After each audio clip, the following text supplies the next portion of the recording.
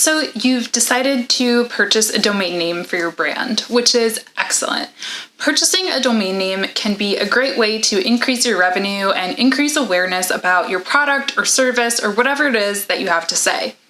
But as you probably know, there are a ton of words in the English dictionary, and choosing the right one to represent you and your brand can be a little bit overwhelming.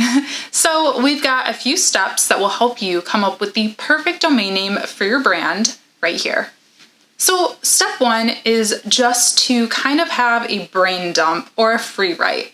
Sit down with a notebook, a pen, and just start writing. Write about anything that comes to mind when you think of your business, whether it is a certain color, a certain season, certain words, phrases, names, street names, cities, all of that. Anything that is relevant to your brand or your business, start writing those things down and playing around with the word structure a little bit to see if anything sounds good together or if anything is a definite no.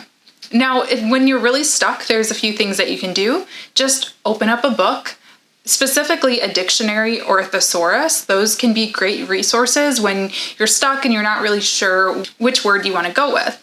Now, you also probably want to pay a little bit of attention to what's searchable. So whatever industry you're in or whatever it is that you're doing, whether you're a blogger or a business or a writer, keep in mind some searchable terms related to that industry overall that maybe you'll write down a list of those first and then match those up with some of those more meaningful personal words and phrases that you come up with.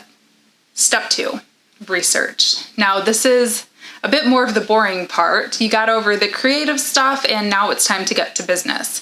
Before you fall in love with any specific word or phrase, make sure that it's actually available for you to use. We'd hate for you to fall in love with something that you actually end up not being able to use. So one of the first places you'll want to look is the trademark office.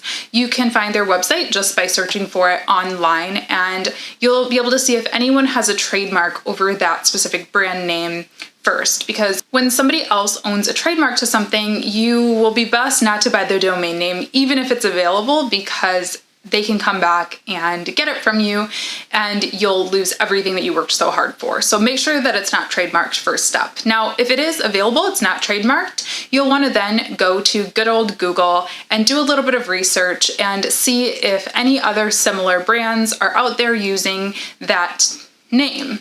And lastly, you can also use GoDaddy's domain name checker to see if it's available. And once it's available, that's good news for you. You can go ahead and purchase that.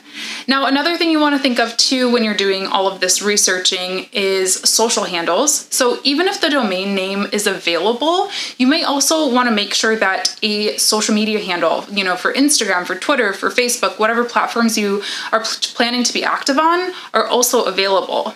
And you'll also want to keep in mind competitors. So this is not to say that you'll want to copy your competitors. In fact, you're going to probably want to do the opposite and just make sure that one of your competitors doesn't have a name that's very, very similar so that it doesn't seem like you're copying them or so that you don't get confused for one another. And then we're at step 3. So you want to do a good, thorough double check. I want you to double check the grammar and the spelling before you press purchase on that domain name. Make sure that everything's spelled correctly and avoid playful misspellings. They tend to be confusing and just not look very professional.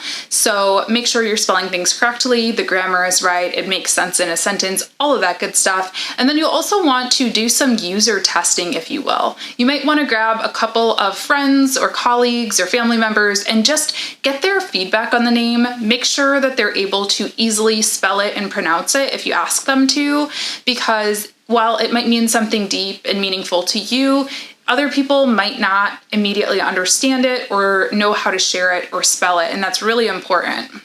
And then I also want you to think long-term here. So think about your 1-year plan, your 5-year plan, your 10-year plan, etc., and figure out, is this a name that can actually grow with me, my brand, my business, or is this something that's really going to pigeonhole me into one specific category or industry?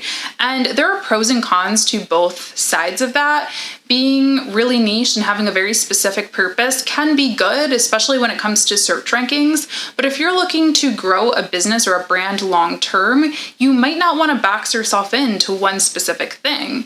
A lot of entrepreneurs take many business ventures before they find that one thing that really works for them, so you might want to keep it a little bit more broad. A good idea if you're just starting out with a personal brand is just to buy your first and last name as your domain name versus going with a branded company name, but we'll leave that one up to you.